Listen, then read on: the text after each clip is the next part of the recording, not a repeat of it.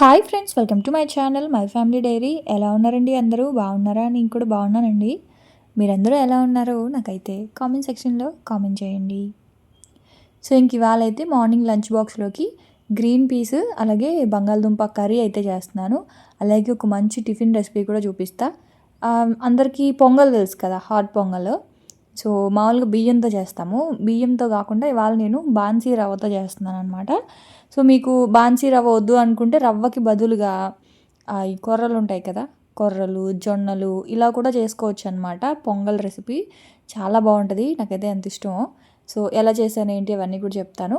First అయితే ఇంకా బంగాళదుంప గ్రీన్ పీస్ కర్రీ కోసం ఒక 3 టమాటాలు అలాగే ఒక పెద్ద సైజు ఉల్లిపాయ ఒకటి తీసుకున్నాను. అలాగే ఒక 3 టమాటాలని కలిపి చాప్ చేసేసుకున్నానండి. 3 కలిపి ఇదిగోండి ఇలాగా.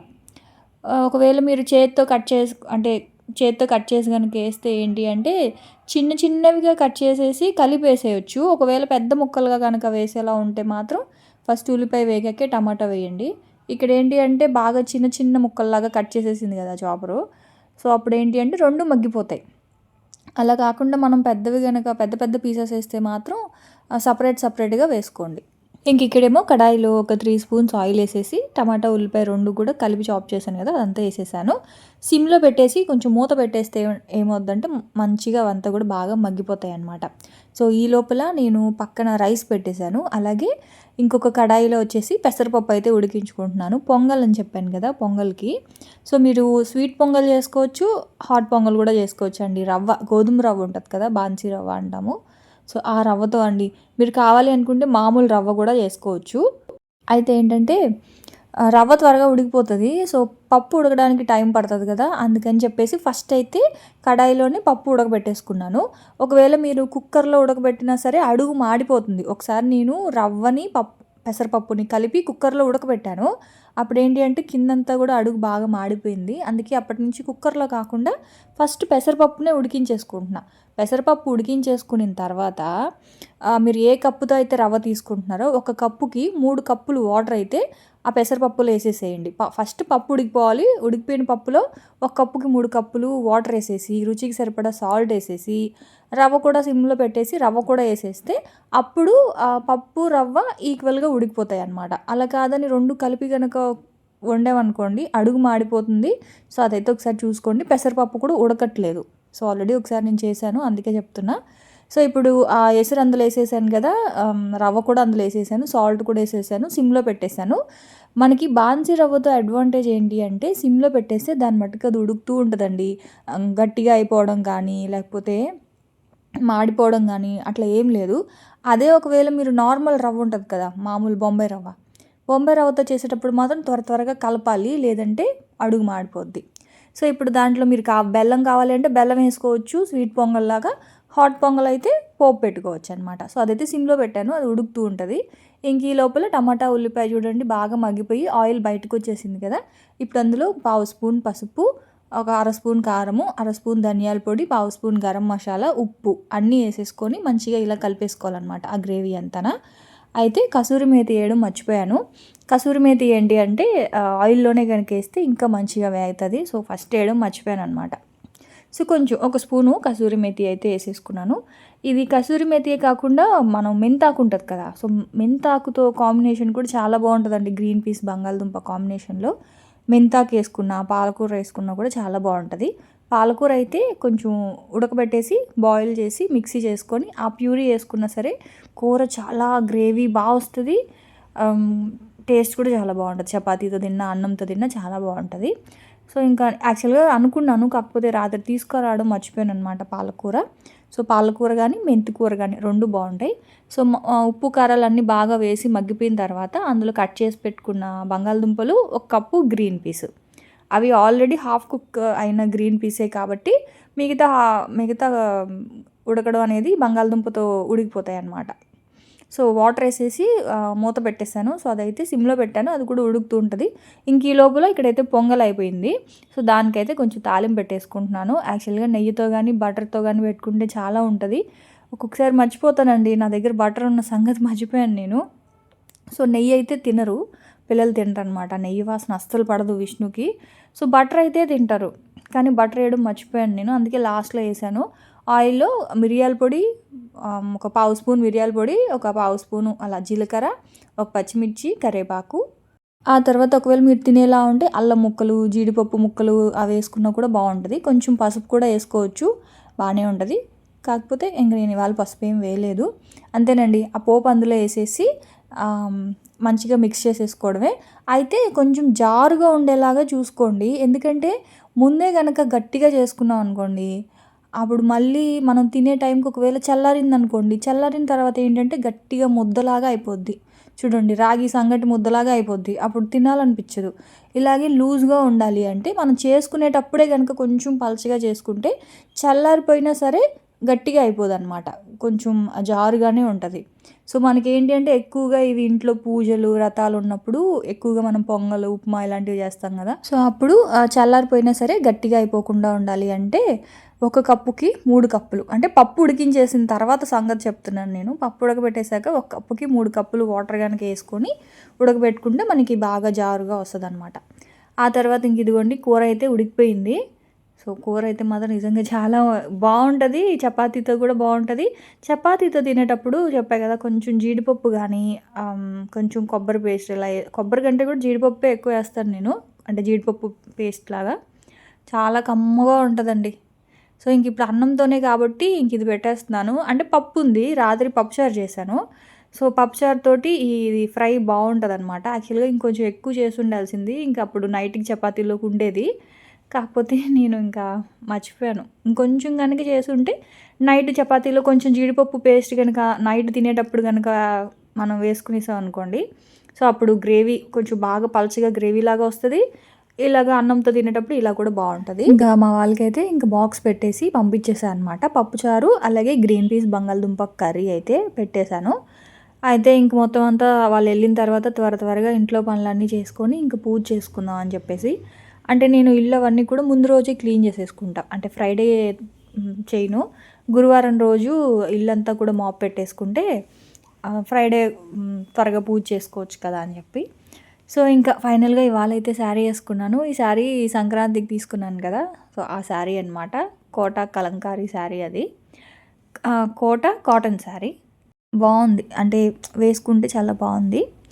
ఆ తర్వాత ఇంకా నా పూజ అయితే మాత్రం ఎప్పుడు సింపుల్గానే ఉంటుందండి. పూజ అయితే మాత్రం నేను హడావిడిగా అయితే అస్సలు పూజ చేయను. అంటే హడావిడి అంటే ఎక్కువ ప్రసాదాలు, ఆ తర్వాత ఎక్కువ పువ్వులు అట్లా అయితే చేయను అనమాట.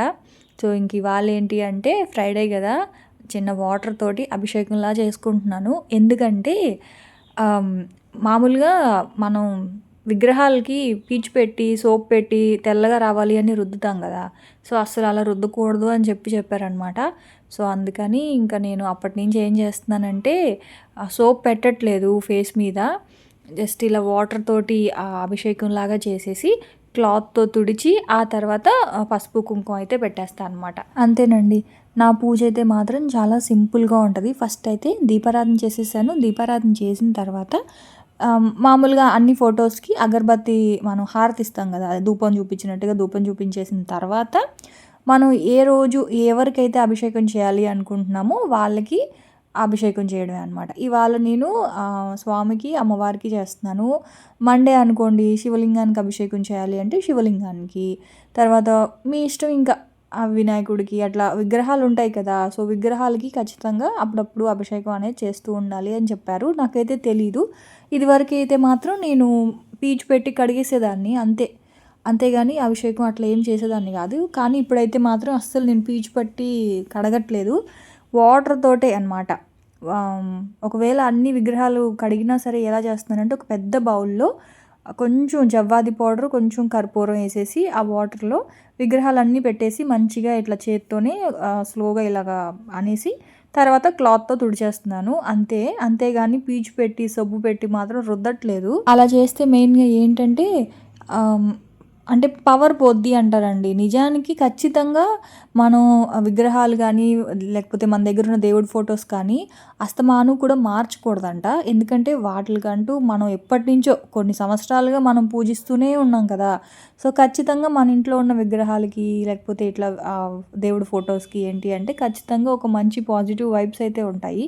దాన్ని మనం ఇలా సొబ్బు పెట్టి అలా చేసేయడం వల్ల అంటే అది ఒక బొమ్మలాగా ఉంటుంది కానీ మనం దేవుడు అని కదా ఫీల్ అయ్యి పూజ చేస్తాము. సో, అదంతా పోతది అని చెప్పారు. నేను అప్పటినుంచి మాత్రం నేను అలా చెయ్యననమాట. సో, నిజంగా మనం అక్కడ వెంకటేశ్వర స్వామి ఉన్నాడనుకోని ఆ విగ్రహంలో మనం ఫీల్ అవుతాం. అలాగే అమ్మవారు కూడా అంతే కదా! సో, అందుకే ఇంక నేను సోపు అవి పెట్టను. సో, ఇంక ఇలాగా పసుపు, కుంకుమ అయితే పెట్టేసాను. పెట్టేసి ఇంకా అలా పువ్వులు కూడా పెట్టేసి ఆ తర్వాత అగరబత్తి, ధూపం చూపించేస్తాను.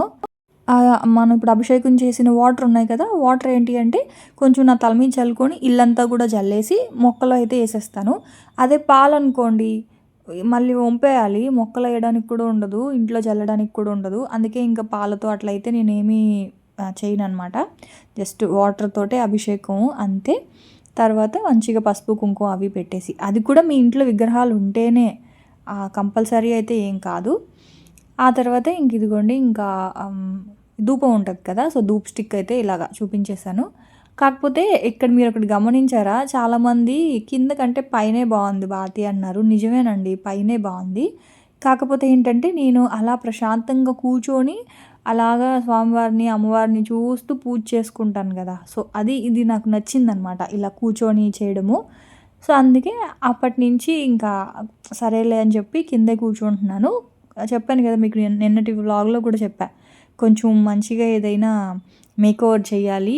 కొంచెం లైట్ లాగా పెట్టి కొంచెం వాల్‌పేపర్ లాగా ఏదైనా ఏస్తే కొంచెం మంచి లుక్ వస్తది పూజా మందిరానికి. సో, అది చెయ్యాలి. మంచిగా చేసినప్పుడు మీతో షేర్ చేస్తాలేండి. సో, ఇంక పూజ అయితే చేసుకున్నాను. ఎక్కువసేపు అయితే పూజ చేసుకున్నానండి ఇవాళ. దగ్గర 45 మినిట్స్ అనమాట. అమ్మవారిది కనకదార స్తోత్రం చదువుకున్నాను. స్వామివారి నామాలు చదువుకున్నాను. తర్వాత అష్టోత్తరాలు చదువుకున్నాను. ప్రశాంతంగా పూజ చేసుకున్నాను.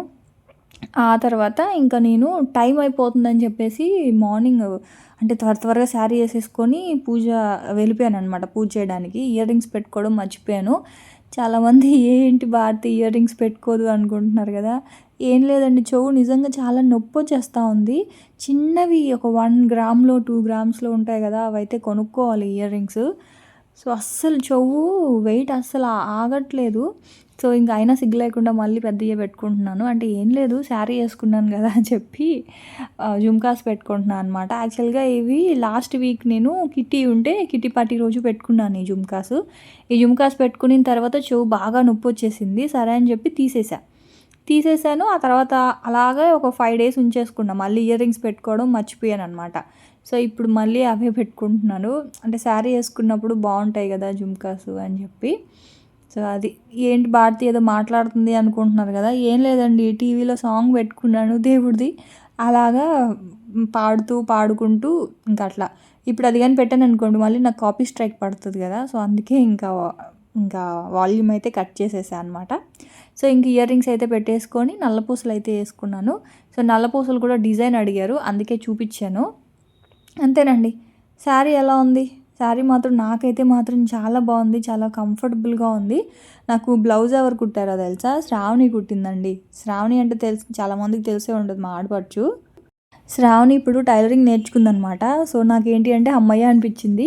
నాకస్సలు టైలర్ షాప్‌కెళ్ళి బ్లౌజులు కుట్టించుకోవాలి అంటేనే ఎక్కడ లేని దుఃఖం వచ్చేస్తది. అసలు నేను తిరగను టైలర్ షాపులకి వెళ్ళను నేను. అంటే స్టైల్ అని గాదు. వెళ్ళడానికి బద్ధకం అంతే. అయితే ఇప్పుడేంటి అంటే లక్కీగా శ్రావణి టైలరింగ్ నేర్చుకుంది కాబట్టి మొన్న శ్రావణి వచ్చినప్పుడు శ్రావణితోనే పంపించేశాను ఈ శారీ. 2 శారీస్ పంపించాను. సో, 2 శారీస్‌కి శ్రావణి బ్లౌజ్ స్టిచ్ చేసి పంపించింది. సో, కొరియర్ చేసేసిందనమాట. బావుంది. హమ్మయ్య అనిపించింది నాకు. సో, ఇంక శ్రావణిని త్వరగా డ్రెస్సులు స్టిచ్ చేయడం కూడా నేర్చుకో శ్రావణి అని చెప్తా ఉన్నా అనమాట. సో, 2 బ్లౌజులైతే స్టిచ్ చేయించింది. బానే కుట్టిందండి. అంటే ఇప్పుడే స్టార్టింగ్ అనమాట. బానే కుట్టింది. కాకపోతే కొంచెం లూజ్ అయింది. నేనే లూజ్ పెట్టమన్నానులేండి. ఎందుకంటే కాటన్ కదా!